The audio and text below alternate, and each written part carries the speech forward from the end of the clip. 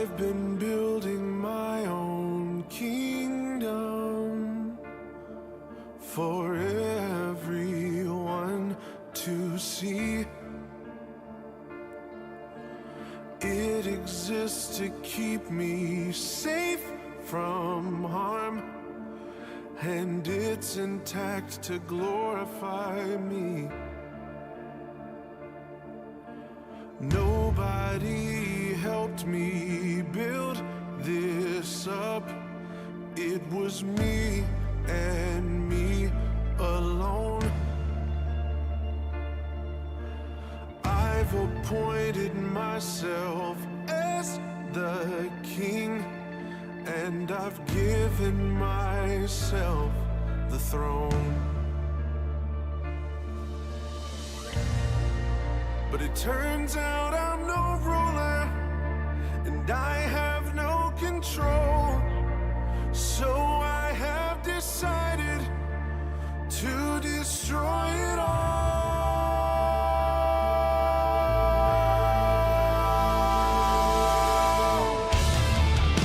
I'm tearing down the walls, kicking down the doors.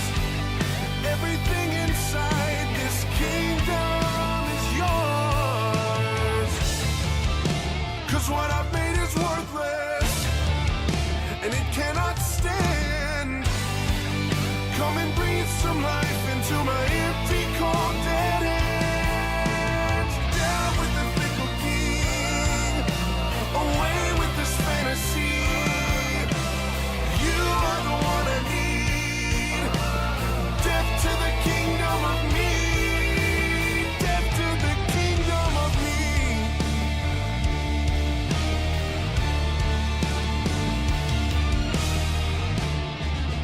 I should probably be frightened. This empire's all I know, but it always does more damage than good. I'm afraid it's gotta go. I know that I can't be trusted, 'cause I'm just a man. And if you hadn't given your life for me, a loser would be all that I am. You know they say just follow your heart. I'm afraid that's a load of trash. Your heart will take you down to deep, dark places where you feel like you'll never come back. So I'm coming out of the dark. This facade is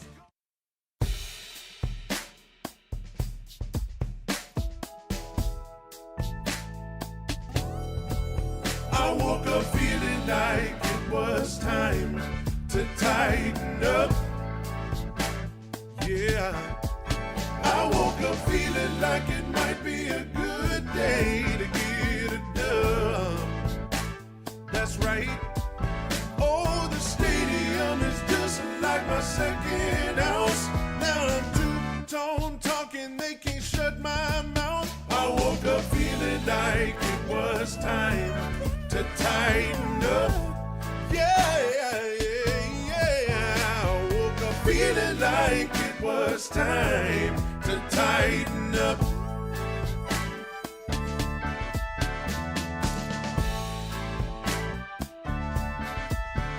Oh man, it is the post-Super Bowl edition of Two-Tone Talk by God Pod. Oh my goodness. The Chiefs and the Eagles had the Super Bowl last night, and the Eagles, safe to say the Eagles won. The Eagles dominated this football game to a degree where the final score is not even indicative of just how lopsided this game actually was. Philadelphia dominated this game from start to finish, not even a contest. Now, let's just go ahead and get this out of the way first. Tom Brady, all of these conversations, I know Tom Brady was announcing the game last night. Everybody, has tried to already say that Mahomes has surpassed Brady as the GOAT, the greatest ever. He's already, he's already, if he retired tomorrow, he's already better than Brady. I hope last night just caused everybody to hold their horses a little bit. For one thing, we sit here and we talk about how Mahomes is already better than Brady. Brady beat Mahomes twice in the playoffs. Why are we acting like that never happened? AFC title game, and then the next couple years later, he beat him in the Super Bowl, clobbered him. Why are we acting like that never happened? And also, listen, I never saw Tom Brady do what Patrick Mahomes did in that Super Bowl last night. Patrick, I'm going to say it. I know Mahomes is great. I understand he's generational. I'm not taking that away from him. Patrick Mahomes was awful last night. He was awful in that Super Bowl. Do I think that's how it's going to be most of the time? No. Do I think that's the end of him? Well, no. But he was awful against the Eagles last night. So I first of all just want to get that out of the way. That whole GOAT discussion about Mahomes being better than Brady, it's on hold. It's on hold for now, to say the least. A.J. Brown is a Super Bowl champion. A.J. Brown is getting a ring. And I hope that somewhere that John Robinson enjoyed watching this. I really do. I hope that he watched this game with the same look on his face that he had in that news report when he was about to cry. And you know what? I hope Amy Adams Strunk enjoyed it too. I hope everybody that had anything to do with it. I hope everybody that was in the room where this went down enjoyed watching what they watched last night, which was A.J. Brown catching a touchdown in the Super Bowl, which was A.J. Brown helping his team win a Super Bowl, A.J. Brown celebrating with the Lombardi Trophy. I hope you enjoyed it. I hope you do. And I know what you're thinking out there. You're thinking, why are we talking about this again? Why are we talking about this again? Why are we talking about the A.J. trade? It sucked. It's been 3 years nearly. Let's move on. Let me tell you what I'm talking about again. Because until we can become the organization that doesn't do stupid stuff like this, nothing's ever going to change. Because can we all agree? Good organizations don't trade guys like that. That you drafted. You were fortunate enough to draft him, to have him on your team, making an impact for you. Good organizations don't trade guys like that. And we did. So what does that make us? Until you stop doing stupid stuff like that, the narrative will never change. The Eagles would not have traded A.J. Brown. The Chiefs would not have traded A.J. Brown. The Ravens would not have traded A.J. Brown. But we did. We looked at one of the best players on our team and quite possibly the best wide receiver we've ever had, and we thought that we thought he was too expensive. You just you can't do it. You can't do stuff like that and expect everything to just be okay. There's a reason why the Eagles are where they are and a reason why the Titans are where they are. There's a reason why the Eagles just won a Super Bowl and the Titans have the number 1 pick in the draft. Because they don't do crap like that, and we do. And until we stop, and Borgonzi, Brinker, new era, hopefully you guys have a better grasp on things than our former GMs have had, because that trade still haunts us. As a matter of fact, there's been a big trade in the NBA over the last couple of weeks with Luka Doncic going to the Lakers and Anthony Davis going to the Mavericks. And everybody's talking about that trade. They're like, what would be the NFL equivalent? Well, I don't know. And I'm not saying the AJ trade is the equivalent, but it is similar. I know AJ Brown is not to the NFL what Luka Doncic is to the NBA, but I mean, you're trading your young star player not even for a good veteran like the Mavs did. You're trading him for an unproven rookie that's just a shot in the dark. I mean, Last night was the fitting conclusion to the Tennessee Titans' miserable season. And this was a miserable football season, start to finish for Titans fans. Miserable. 3-14 record. Levis was awful. Brian Callahan was left a lot to be desired, safe to say. Our team was awful. Everything felt out of whack. We had to watch our former players go off for other teams. And then we watch A.J. Brown get a ring at the end of the year. There must be something good around the bend, because this has been miserable.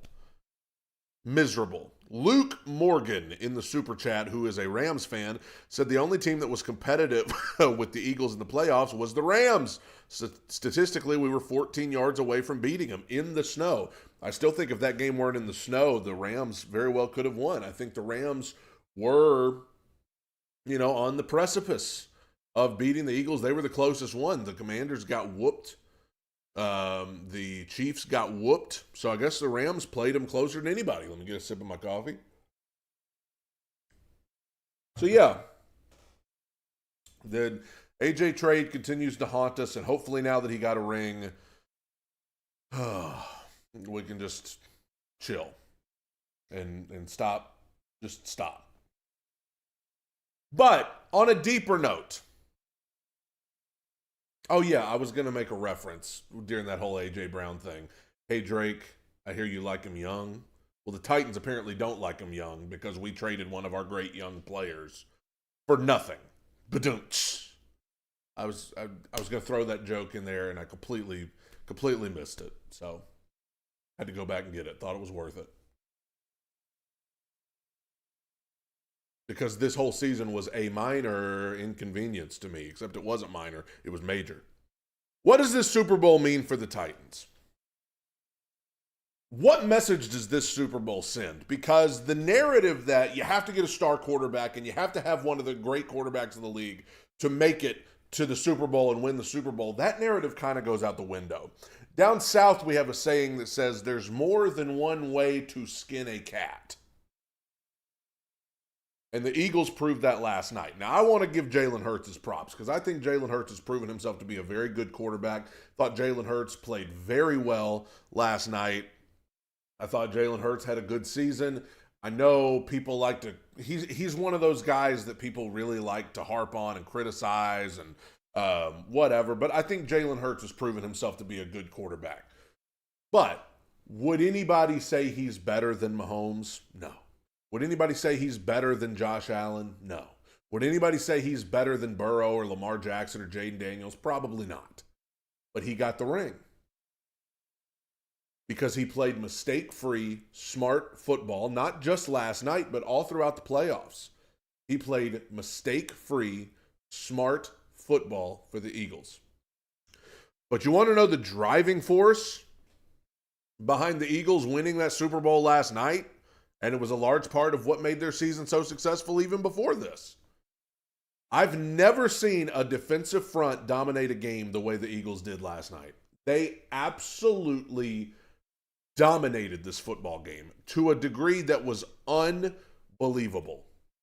I mean, I have never seen, they were making Patrick Mahomes miserable last night.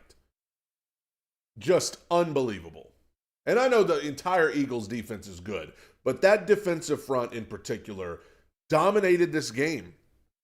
And if you look at the last 10 years of Super Bowls, 6 of them were won by Brady or Mahomes. 6 of those 10 Super Bowls, 3 were to Brady, 3 were to Mahomes. And as Ryan said in the chat, the Eagles didn't blitz all night. They just got home with the front 4. So, 6 out of the last 10 Super Bowls were won by Brady or Mahomes. But the 4 that weren't, the 4 Super Bowls out of the last 10 that weren't won by Brady or Mahomes, Broncos over the Panthers in Super Bowl 50. Then you had the Rams over the Bengals. You had the Eagles over the Patriots with Nick Foles, and then you had the Eagles over the Chiefs last night. All 4 of those games have something in common. All 4 of those games, the defensive front dominated the game. The Rams against the Bengals in that Super Bowl with Aaron Donald, that was the difference in the game. That was the difference in that game. And Matthew Stafford played he was great in that game. Cooper Kupp was great in that game. But to me, the difference maker for the Rams over the Bengals in that Super Bowl years ago was the defensive front led by Aaron Donald. And the fact, the Bengals had a bad offensive line too, but Aaron Donald leading the way, that Rams defensive front was dominant. When the Patriots played the Eagles in the Super Bowl with Nick Foles, a big reason why the Eagles were so successful in that Super Bowl and won, even with Nick Foles at quarterback, was because their defensive front dominated. The Broncos against the Panthers in Super Bowl 50, Von Miller and that defensive front dominated that game. They had the ghost of Peyton Manning playing quarterback. It was right before Peyton retired. He could barely even move. And the Broncos won the Super Bowl with him at quarterback because their defensive front dominated. And then last night, the Eagles' defensive front against the Chiefs dominated. And also, all four of those teams, because somebody mentioned, Titans had a pretty defensive front a few years ago. They sacked Joe Burrow, 12 times in that playoff game. So what was missing for the Titans? Well, think about what I said. Jalen Hurts played mistake-free, smart football for the Eagles across the board. Okay? You look back to the Broncos. Peyton Manning, right before his retirement when they won the Super Bowl, he did some okay things. He still had a little hint of Peyton Manning. But at the end of the day, the best thing he did not make mistakes. He played smart because he's Peyton Manning. Of course he's going to play smart. Nick Foles for Philadelphia in that playoff run played mistake-free, smart football. What was the other one? Matt Stafford for the Rams. He was even a step above. He was playing very well. But I would even argue the Super Bowl where the Bucs beat the Chiefs. I know that was a Brady Super Bowl, but the Bucs defense, led by their defensive front, dominated that game. And so Tom Brady in Tampa Bay played mistake-free, smart football. And a lot of those Patriots teams led by Brady had great defenses. And all Brady had to do was play mistake-free, smart football. When the Titans had a great defensive front a few years ago, Ryan Tannehill did not play mistake-free, smart football. He did not do those things.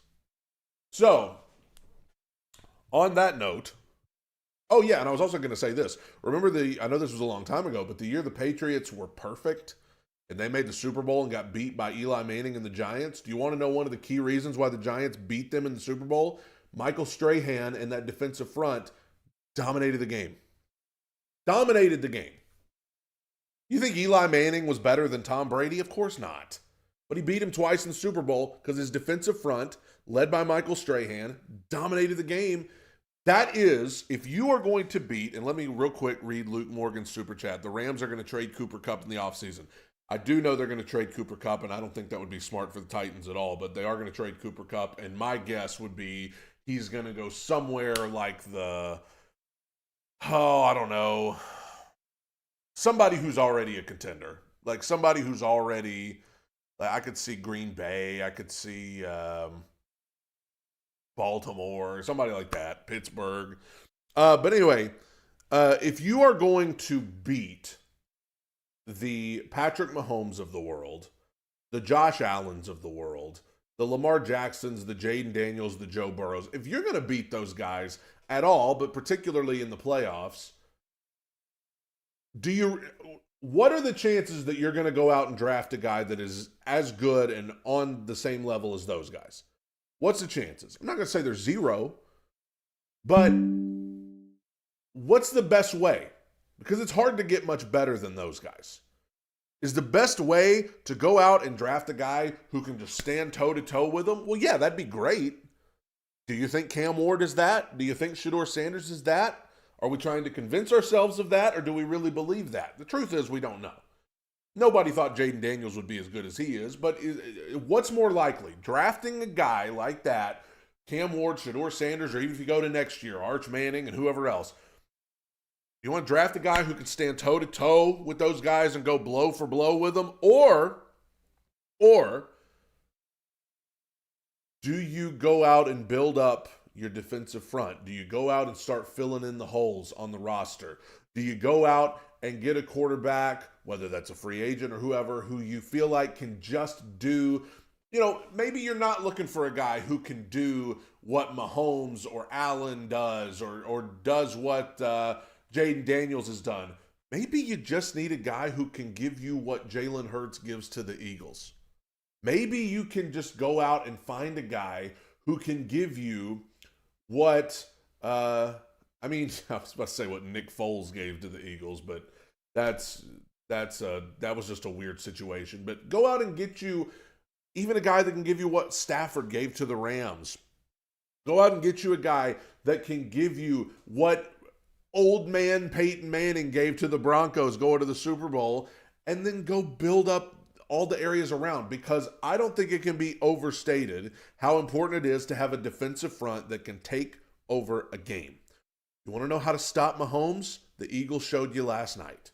That's why it was such a huge blow to the Detroit Lions when Hutchinson went down with the terrible injury, because that was going to be a big part of it for them. He could take over a game. TJ Watt for Pittsburgh. These defensive fronts led by these guys, they can take over a game, and that's how you neutralize Mahomes. That's how you neutralize Josh Allen. That's how you neutralize Lamar Jackson and Joe Burrow. You have to get to them. The only reason the Titans were even in that playoff game against the Bengals years ago with a shot to win it at the end is because their defensive front made Joe Burrow miserable all day. So, brings me to a tweet I saw last night, right before I went to bed. The tweet reads, and I'll tell you who sent it after I read it. The tweet says, defense wins championships. Number 1 overall pick, 74 days until the draft. That's what the tweet says. That tweet was sent last night by Abdul Carter. That tweet was posted by Abdul Carter. You tell me, guys. You tell me. I get you want to draft the Cam Ward or the Shedeur Sanders, the young quarterback, because as we've seen in places like Washington, Jaden Daniels can come in, CJ Stroud in Houston can come in and revitalize an organization. I've talked about that here on this podcast, and it's true. If you draft the right guy at quarterback, they can come in and all of a sudden good things start happening. But the flip side of that, the other argument that you could make is, what if you draft a guy like Abdul Carter?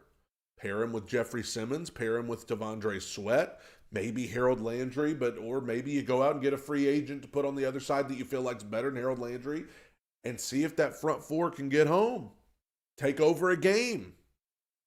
Maybe you go out and you get that bad man Aaron Rodgers and just say, hey, can you just not make mistakes? Can you just play mistake-free football? And we'll see if our defensive front can take over a game. We'll see if our defense can carry the weight. We'll see if we can just give you some easy stuff here and there. And is that not a recipe for success too? See, the mistake the Titans made with Derrick Henry is that they essentially said, here's our running back, and he's awesome, and so we're just going to build everything around him. That was a mistake. Compare that with what the Eagles did with Saquon Barkley. The Eagles already had a great roster, and then they said, okay, Saquon Barkley is going to be the cherry on top of this. We're going to bring in this beast running back, and he's going to be the cherry on top of what we already have to really put us over the hump. And I know Saquon didn't have like a great game last night, but like Saquon Barkley, in many ways, carried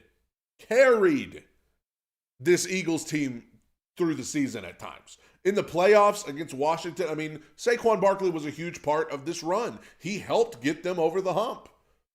But what the Titans did with Derrick Henry is they brought him in, saw that he was great, and then said, let's build around him. Let's build around the running back. Let's make him the focal point, and then we'll build around him.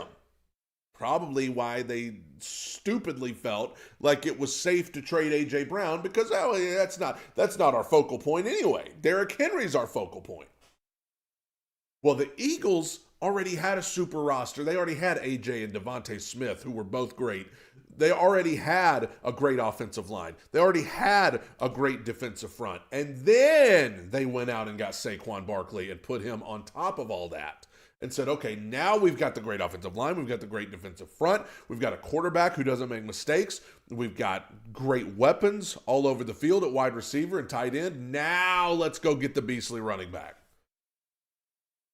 And Luke has a very good point in the chat who, the reason the Eagles had such a successful passing attack last night is because the Chiefs were so consumed with stopping Saquon Barkley, which they did, but at what cost? They put up 40 points and killed you.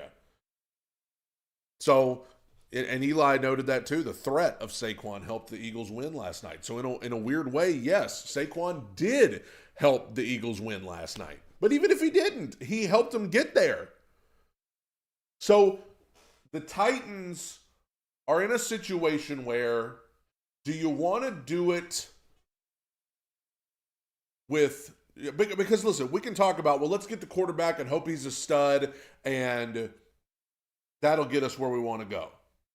Okay, you can hope for that, but I just want to note this. I want to note this. We can talk about Josh Allen all we want to. How many Super Bowls has he won? How many Super Bowls has he been to? We can talk about Lamar Jackson all we want to. How many Super Bowls has he won? How many has he been to? We can talk about Joe Burrow all we want. He's been to one, hasn't won one. Jaden Daniels, very young, I know, but, he made it to the NFC title game. That's great. A lot of these quarterbacks that we say, oh, we want to be like them, they haven't gotten to where Jalen Hurts, they haven't done what Jalen Hurts did last night. They haven't done what Eli Manning did twice. They haven't done what Nick Foles did. They haven't done what Peyton Manning, the ghost of Peyton Manning right before he retired, did. You understand? So they haven't done what really the ghost of Tom Brady did. Because in Tampa Bay, Tom Brady, nobody thought he was going to do what he did there. So yeah, there's a lot of great quarterbacks that win a whole lot of games. And you can try to do that. You can try to go get Cam or Shador or maybe next year Arch Manning or whoever and hope that they are so great that they lift everything. That can happen. But like Luke just said about the Bills, yeah, they got Josh Allen. He's incredible. I'm not taking anything away. He's the MVP of the league. And Luke Morgan, I'm going to get to your question in the Super Chat. What are my thoughts on the NFL honors? But Josh Allen's tremendous. But what is the Bills' Achilles heel? Well, their defense is just kind of there. They're not bad, but they're not the Eagles. What Abdul Carter said in his tweet is still kind of true. Defense wins championships. May not be as true as it used to be. But there is still some truth to that. Because it won a championship for Philly. And I'm not taking anything away from Jalen Hurts or A.J. Brown or Devontae Smith or Saquon Barkley or any of those other guys. They were tremendous. But I've never seen a defensive front dominate a game the way that the Eagles did last night. And you know what? I'll also say this. I have to assume that Nick Sirianni has done a good job in Philadelphia, and I can't stand him. But I have to assume that he's done a good job. A better job maybe than Sean McDermott has done in Buffalo. A better job than John Harbaugh has done in Baltimore. I mean, it's just, listen, even Dan Campbell in Detroit, Sirianni's been to 2 Super Bowls and he's won one now, So I'm conflicted today, guys, about what the Titans should do with this draft pick. Because somebody already noted, and I'm sorry I don't remember who it was. If this sounds like something you said, you can take credit for it in the chat. But once upon a time, the Titans had the number 1 pick in the draft. They traded back with the Rams. The Rams got Jared Goff. The Titans traded back, acquired draft picks, and within a short period of time, the Titans were back in the playoffs. Because they got all these draft picks, and I think one of those draft picks became Derrick Henry, if I'm remembering correctly. So what we're doing as Titans fans right now is we're kind of jumping down each other's throats and we're saying, oh, you're an idiot if you want to draft the quarterback. You're an idiot if you want to draft Abdul Carter. You're an idiot if you want to draft Travis Hunter. You're an idiot if you want to trade back. After what we have seen in the Super Bowl last night, and even outside of that, there's legitimate arguments to be made here. Abdul Carter, in many people's mind, he's either the best player in this draft or at worst the second best player in this draft. This is a guy who can take over games. So, I mean, there's a legitimate argument to be made here. If you trade back with the Giants to 3 and you still get Abdul Carter at 3, and now you have, and also if you're pro getting a quarterback, I mean, if you trade back to 3, that doesn't guarantee that you can't still get a quarterback. Because if the Giants trade up there and let's say they take Shedeur, and then the Browns, a lot of people don't think they're going to go quarterback. They want Travis Hunter. So if Shedeur's 1, Travis Hunter's 2, now you're up at 3, you could still get Cam Ward at 3 if you want him. So trading back does not automatically mean, now if you trade back to 6 or 7, then yeah, you're not going to get him. But I'm just saying, man, if the right offer shows up, there's a ton of draft picks available, and there's a ton of draft capital to build up. Whew, it's going to be hard to justify not doing it because, first of all, think of what you saw from the Titans pass rush this offseason. Non-existent. Compare the Titans pass rush with what you saw from the Eagles last night. If the Eagles are the standard of what you want from your defensive front, compare it with what you got from the Titans this year. Embarrassing, guys. It's embarrassing. I mean, the Titans couldn't get home at all with a 4-man rush, especially. So I don't blame you if your best case scenario for the Titans is to just draft Abdul Carter with the first pick or to try to trade back and get him. I don't blame you, especially after last night. But at the end of the day, no matter who you draft, what Luke just said in the chat is very true. We got to draft the right players. Whether you're talking quarterback, edge rush, wide receiver, whatever position you're talking about, our problem has been that we went 3 years, especially 2020, 2021, 2022, and we drafted the wrong guys. Isaiah Wilson, God, awful. Caleb Farley, God bless the guy, just a waste of a pick.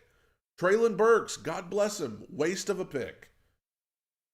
And you can get into the second rounders and the third rounders too, but I mean, the proof is in the pudding. There is nobody left from the 2020 draft on the Titans roster. That's how bad that draft was.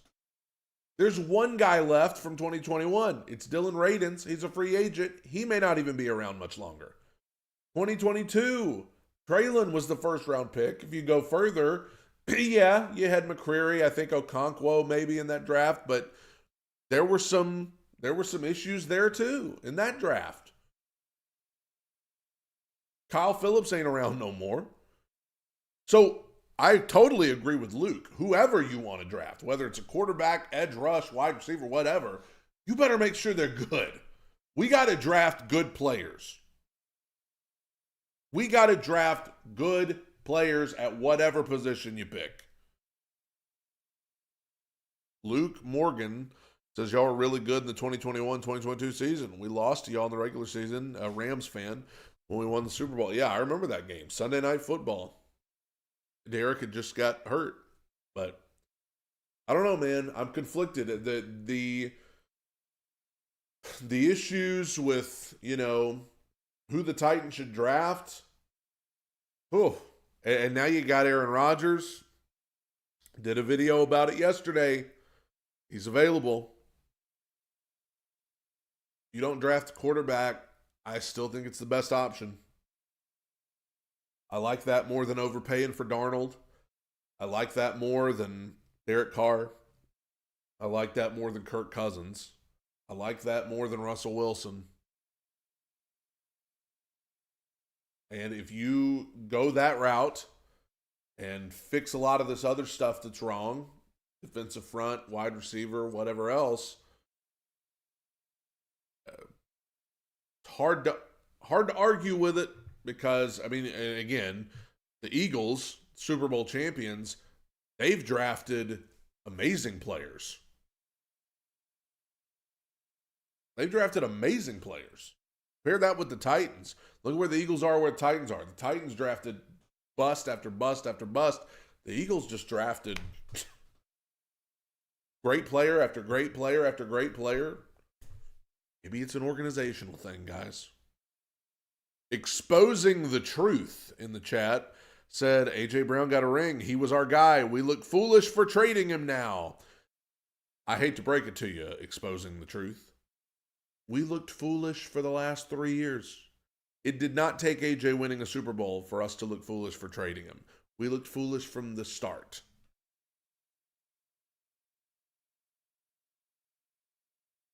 I don't know what's going to happen, guys. I don't know who we're going to draft, and we got a long time to talk about it.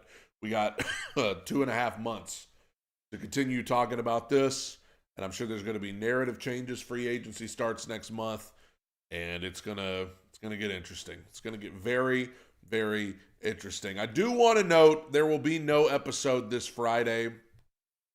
No episode this Friday, Two-Tone Talk, but I'll be back on Monday. There'll still be content going up on the channel. I appreciate everybody joining me for the Two-Tone Talk by God pod post-Super Bowl edition. What a football season it's been. Miserable for the Titans, but great for the Two-Tone Talk podcast. I appreciate everybody that has joined in and listened and subscribed to the channel and listen every week, whether you watch live, whether you go back and watch it later. I appreciate you all the same. If you're listening on Spotify or SoundCloud, I appreciate you as well. And this has been the Two-Tone Talk by God pod. Staying way too high on the wins, way too low on the losses. I will see you next week. God bless you, everybody. Tighten up. Bye.